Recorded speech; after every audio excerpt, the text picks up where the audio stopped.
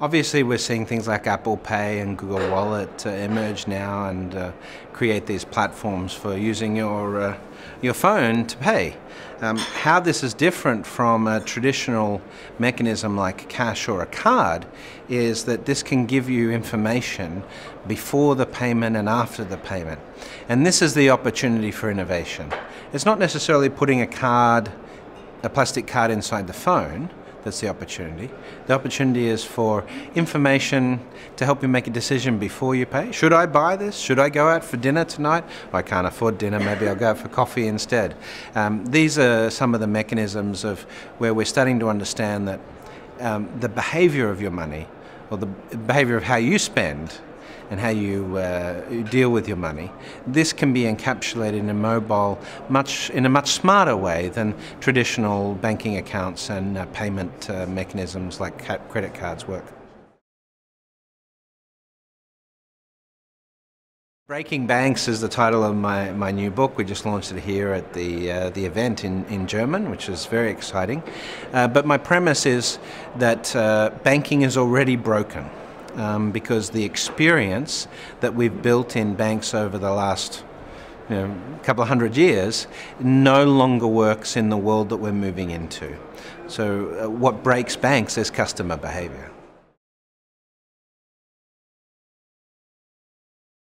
This is why I spend my time on the road talking about these sorts of innovations and talking about the way consumer behavior changes and the way the market is moving, to try and help banks understand where they have to move to. But surprisingly, there's a lot of resistance. Primarily, when you look at industries that have been disrupted over the last couple of hundred years, you'll traditionally get a player that's been in that business. Maybe they've made their money and built this business over 30, 40 years. So for them to start thinking about they need to radically change their business model is very difficult, because they're saying, but we've made a lot of money and we've been very successful this way, why do we need to change?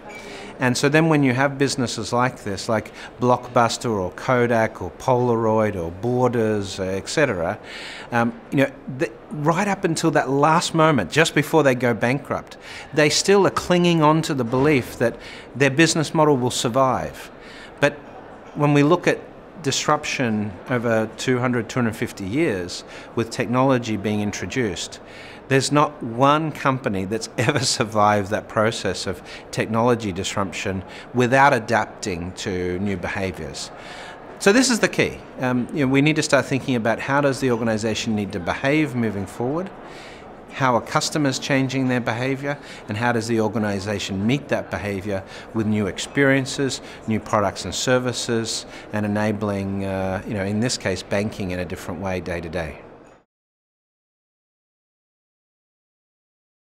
This is actually the first time I've launched a book at an event. I've done, actually my first book, Bank 2.0, I launched at the Asian Banking Summit in Singapore, so they tell a lie. This is the second time I've done it, but it's the first time I've done a foreign language book launched at an event. It's always exciting because it's that opportunity to be there with your readers, give them a copy of the book, sign it, greet them and meet them, and give them a bit of the heart and soul that you put into the book firsthand to the audience. So for me, it's been a really precious, really valuable opportunity to do that. I'm very excited. It's my first German translation. The previous books have all done very well in Germany. They've all been bestsellers, but this time, having it in the German language, I think that's a fantastic opportunity. I'm very excited.